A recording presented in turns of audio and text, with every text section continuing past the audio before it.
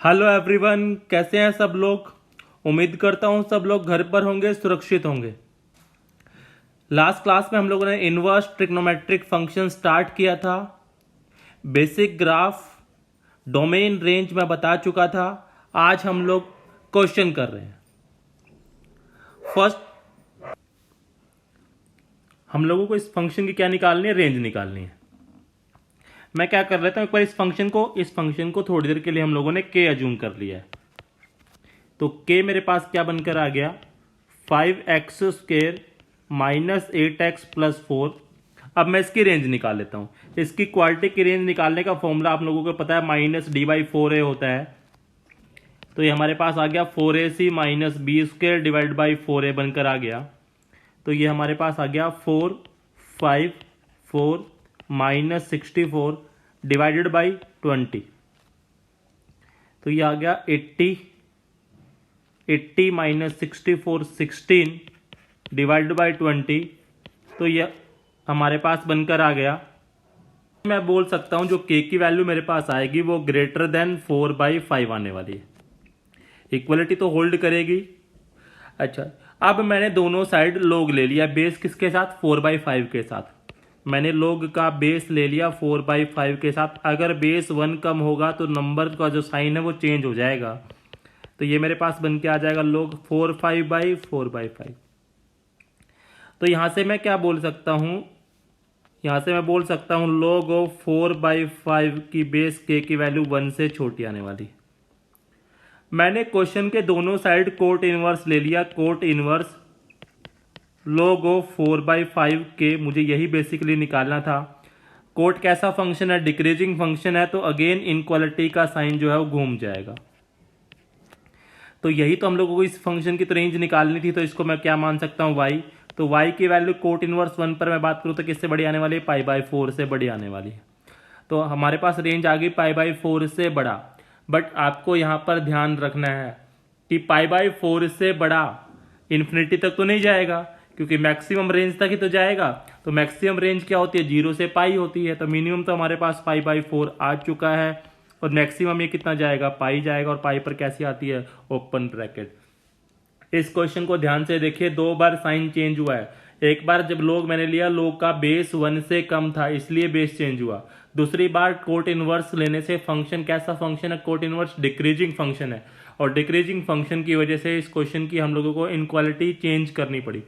Clear है guys सबको, note कर लीजिए, आगे बढ़ रहे हैं।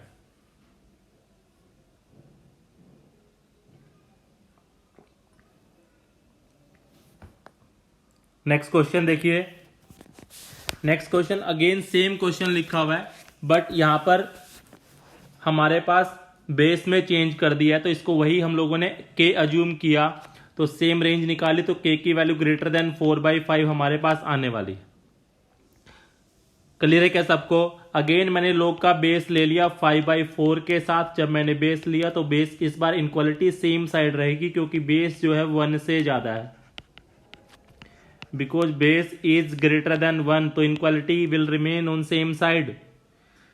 क्लियर है क्या सबको। अब मैंने दोनों साइड क्या कर लिया, आपके पास कोट इनवर्स ले लिया। कोट इनवर्स लेने से इनक्वालिटी चेंज हो जाएगी, क्योंकि लोग का जो बेस है वो 1 से कम आने वाला है। यस, ये वैल्यू कितनी आ गई हमारे पास, लोग का नंबर और बेस एक दूसरे के रेसिप्रोकल, तो आंसर आएगा -1। बट कोट इनवर्स -1 चल रहा है। इसको मैंने y अज्यूम किया था। कोट इनवर्स 1 पर वैल्यू -1 पर वैल्यू कितनी आएगी, 3/4, क्योंकि पाई माइनस π/4 होगा तो 3π/4 आ जाएगा। y की वैल्यू 3π/4 से छोटी आने वाली है, तो -∞ से 3/4 नहीं आएगा। y की कोट की मिनिमम वैल्यू, उस पर आपको जाना होगा। तो 3 से लेकर कितना आ जाएगा, 3π/4। क्लियर है क्या। 3π/4 पर क्या आ जाएगा, क्लोज ब्रैकेट, और 0 पर क्या सी, ओपन ब्रैकेट। तो यही क्या आपका आंसर है। क्लियर है गाइज, नोट कर लीजिए, आगे बढ़ते हैं।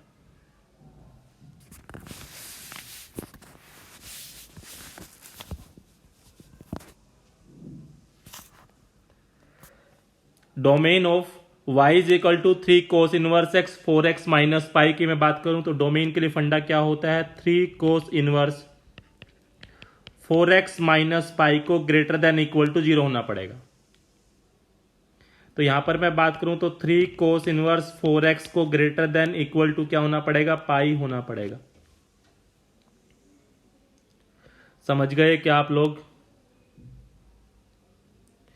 यस, यहां से मैं बात करूं तो कोस इनवर्स 4/x को ग्रेटर देन पाई/3 होना पड़ेगा, बट इस बात का भी तो ध्यान रखना पड़ेगा कोस इनवर्स की वैल्यू, तो इस बात का तो हम लोगों को ध्यान रखना ही रखना पड़ेगा क्योंकि ये पाई/3 से बड़ा आने वाला है। तो बट इसका तो रेंज जो होती है वो जीरो से पाई होती है, तो इसको किससे छोटा होना पड़ेगा, पाई से छोटा होना पड़ेगा।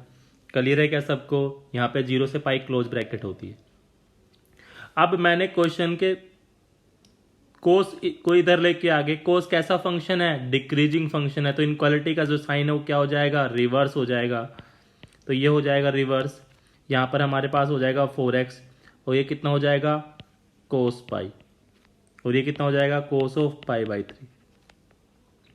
कोस पाई की वैल्यू -1, 4x, कोस पाई/कोस 60 की वैल्यू 1/2, x की वैल्यू मेरे पास जो आने वाली है वो आने वाली है -1/4 से 1/8 आने वाली है। तो मेरा फाइनली आंसर आ गया है -4 से 1/8। क्लियर है क्या सबको? नोट कर लीजिए, आगे बढ़ रहे हैं।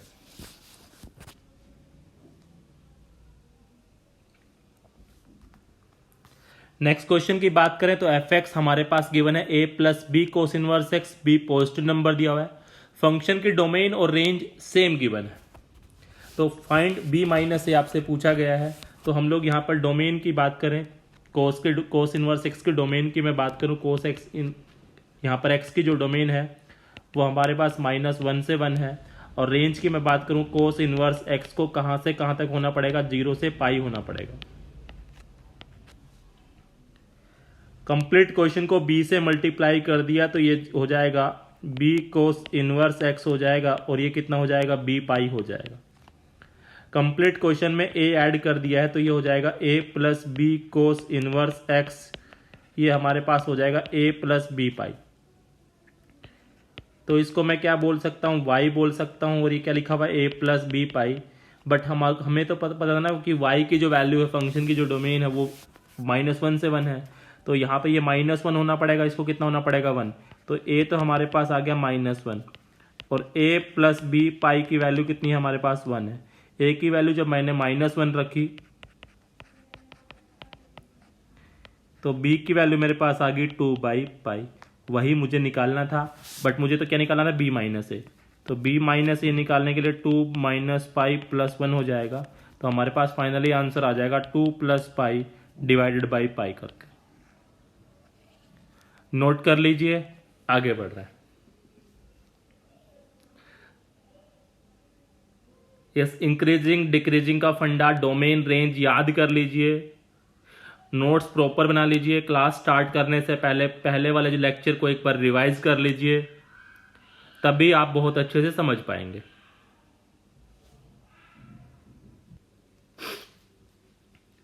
मैंने क्या किया, साइन इनवर्स -1/2 को लिख दिया -पाई/6, कोस के अंदर नेगेटिव नहीं हो सकता इसलिए लिखा इसको पाई - पाई/4, माइनस माइनस प्लस हो जाएगा, कोट में अगेन नेगेटिव डोमेन में नहीं होता क्योंकि 0 से पाई होती है, तो पाई - पाई/3 लिखा, फिर इसको हमने एलसीएम लेकर सोल्व कर दिया।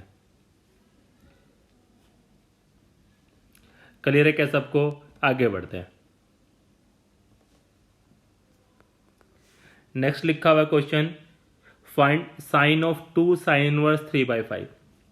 मैंने क्या किया, इस वाले पार्ट को थोड़ी देर के लिए थीटा जूम किया, तो यानी मेरे पास क्या लिखा हुआ है, साइन इनवर्स 3/5 = थीटा लिखा हुआ है, और मेरे पास क्वेश्चन क्या बन गया, मुझे साइन 2 थीटा की वैल्यू निकालनी है। तो 3/5 कितना गया मेरे पास, साइन थीटा आ गया।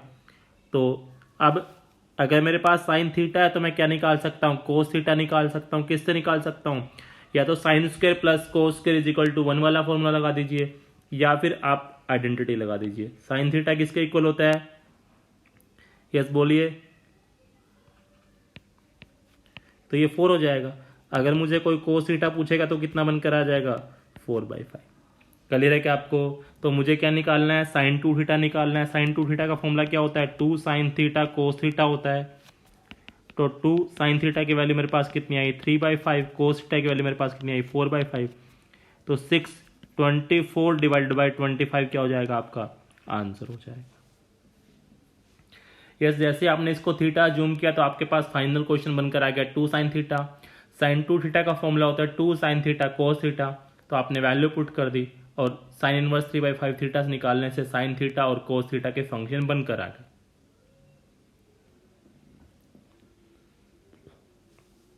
आगे बढ़ते हैं next question. Next question given है cos of 2 tan inverse 2 plus sine of 2 tan inverse B. मैंने क्या किया, tan इनवर्स 2a को a बोल दिया और tan इनवर्स 3 को क्या बोल दिया, मैंने b बोल दिया। तो मेरे पास क्वेश्चन जो बनकर आया मैं पहले वो लिख रहा हूं। क्वेश्चन बन के आया cos of 2a plus sine of 2b मुझे करके निकालना है।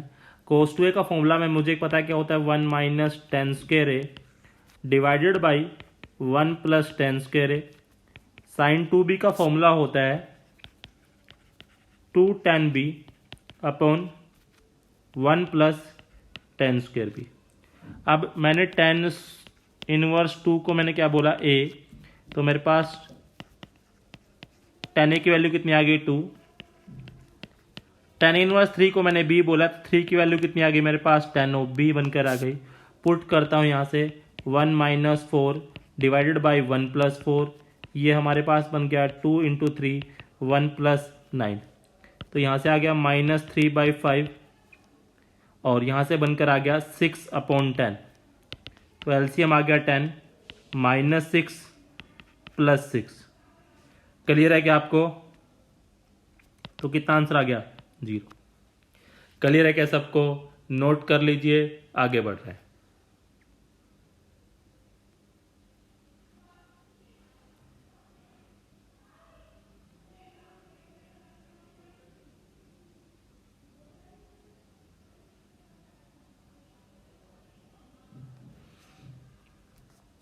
नेक्स्ट क्वेश्चन की बात करते हैं। लिखा हुआ है sine of sine inverse 3/5 minus cos inverse 3/5।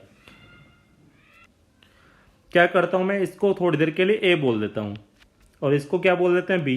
तो मेरे पास फॉर्मूला क्या लिखा हुआ है, sine of a minus B निकालना है। Sine of a minus B का फॉर्मूला होता है sine a cos b minus cos a sine b।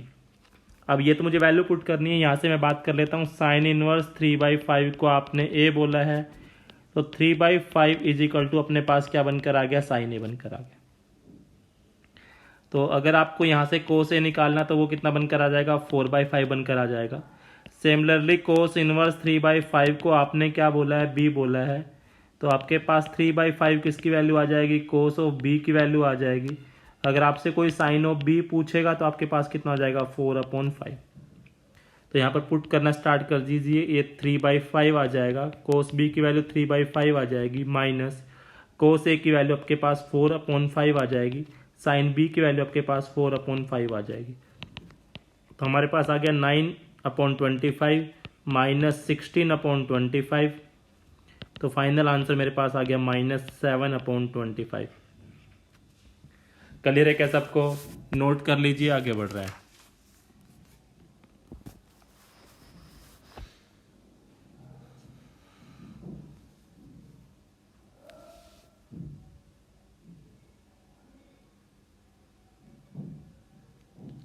Next question की बात करते हैं तो क्या लिखा हुआ है, टेंजेंट ऑफ 1/2 कोस इनवर्स √5/3 लिखा हुआ है।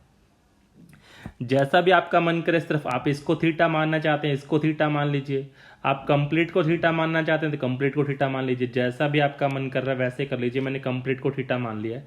तो बेसिकली आपको जो रिक्वायरमेंट है वो टेंजेंट थीटा की वैल्यू निकालनी है आप।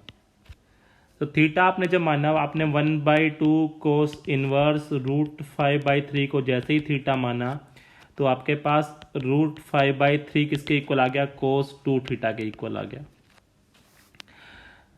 1 माइनस कोस 2 थीटा का फॉर्मूला होता है 1 minus tangent square theta divided by 1 plus tangent square theta is equal to √5/3 आपके पास चल रहा है।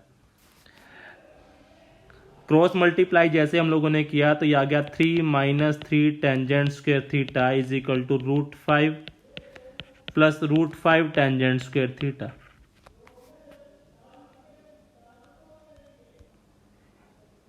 तो यहां से हमारी टेंजेंट थीटा की वैल्यू आ गई और वही हम लोगों की रिक्वायर्ड थी। क्लियर है क्या सबको? आगे बढ़ते हैं।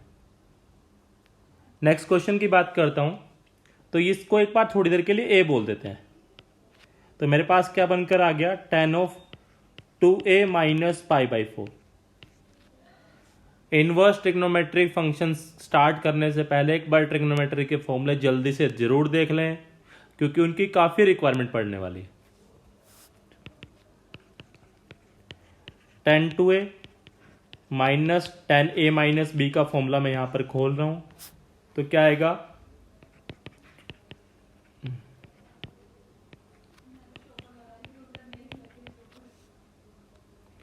तो यहां से हम लोग, हमारे पास tan 2a की रिक्वायरमेंट है, तो मैंने किसको क्या अज्यूम किया था वो देख लीजिए आप। tan इनवर्स 1/5 को a अज्यूम किया था, तो मेरे पास 1/5 किसके इक्वल आ गया, tan ऑफ a के इक्वल आ गया। अगर मैं tan 2a का फॉर्मूला जानता हूं तो मैं इसको क्या लिख पाऊंगा, 2 tan a divided by 1 minus tan square a लिख पाऊंगा। तो ये कितना हो जाएगा, 2/5 डिवाइडेड बाई 1 माइनस 25। क्लियर है क्या सबको? तो ये हमारे पास बनकर आ गया 25 माइनस 1 24, तो ये आ गया 10/24, तो 5/12 हमारे पास फाइनली यहाँ से आ गया है। तो tan 2a की वैल्यू मेरे पास आ गई है। tan 2a की वैल्यू मैं यहाँ पर 5/12, 10π/4 की वैल्यू 1 प्लस यह लिखा हुआ है हमारे पास π/12, तो आंसर कितना ऊपर आएगा, -7, नीचे आएगा 17 और 12 से 12 हमारा कैंसिल आउट हो जाएगा। तो ये हमारा क्या है, फाइनल आंसर है। क्लियर है क्या सबको? आगे बढ़ते हैं।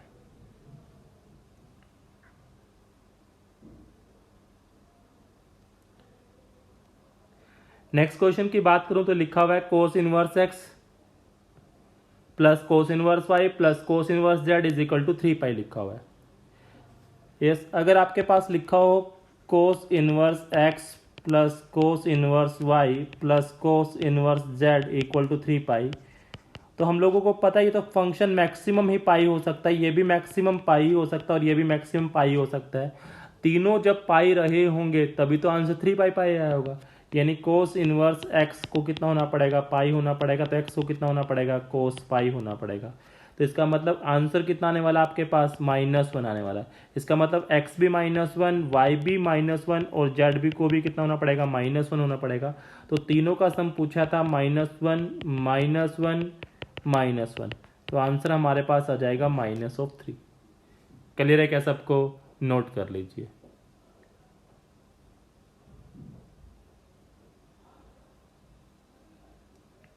आगे बढ़ते हैं नेक्स्ट क्वेश्चन की तरफ। नेक्स्ट क्वेश्चन, अगर कोस इनवर्स x हमारा 0 से 1 के बीच पर है तो इसकी इन्फिनिटी दिया हुआ है, ये तो इनफाइनाइट जी पे लिखे हुए सम का फॉर्मूला लगा दीजिए, a/1 माइनस r। r हमारे पास कितना आएगा, sine of cos inverse x बनकर आएगा, और ये कितना गिवन है, 2 गिवन है।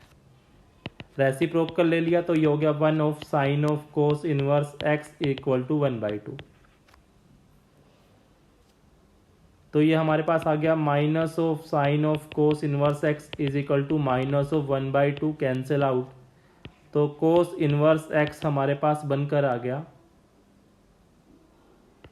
Sine inverse 1/2। तो cos inverse x sine inverse 1/2 की वैल्यू कितनी होती है, π/6 होती है। तो एक्स मेरे पास कितना बनकर आ गया, कोस π/6 बनकर आ गया। कोस 30 डिग्री की वैल्यू कितनी होती है, √3/2। तो x की वैल्यू मेरे पास आ गई √3/2। नोट कर लीजिए, आगे बढ़ रहे हैं।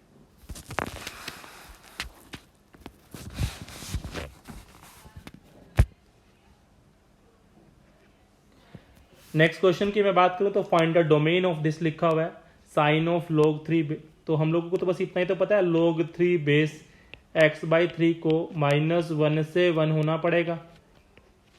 क्लियर है क्या? अगर मैं 3 इधर लेके जाऊंगा तो 3 की पावर -1 से लेकर log 3 तो हट ही जाएगा। ये कितना हो जाएगा, x/3 हो जाएगा, और ये कितना हो जाएगा, 3 हो जाएगा। अगेन 3 से जब मल्टीप्लाई करूंगा तो ये 1 हो जाएगा, और ये x कितना हो जाएगा, 9 हो जाएगा। तो फाइनल आंसर कितना हो जाएगा, 1 से 9 हमारा आंसर हो जाएगा।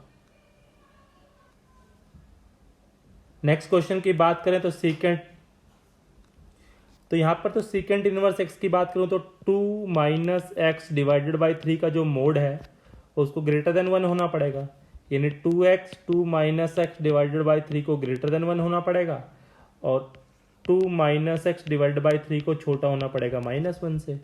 तो यहाँ से सोल्व करता हूँ तो कितना आएगा, 2 माइनस एक्स को ग्रेटर देन होना पड़ेगा 3 से, तो माइनस एक्स को ग्रेटर देन होना पड़ेगा 1 से, तो एक्स को लेस देन होना पड़ेगा -1 से, और यहाँ से 2 माइनस एक्स को ग्रेटर देन होना पड़ेगा -3 से, माइनस एक्स से कितना हो जाएगा -5 हो जाएगा, तो X greater than equal to कितना आ जाएगा 5। तो आंसर एक्स की वैल्यू -1 से छोटी तो -∞ टू -1 यूनियन एक्स की वैल्यू 5 से बड़ी तो 5 से इन्फिनिटी। नोट कर लीजिए, आगे बढ़ रहे हैं।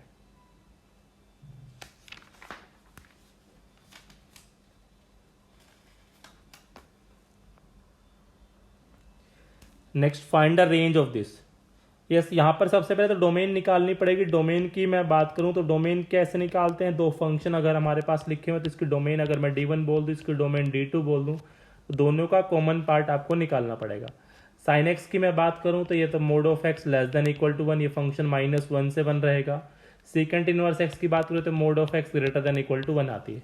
तो दोनों को राजी, दोनों को कॉमन, दोनों को जहाँ पर राजी होंगे उसी की तो बात करेंगे।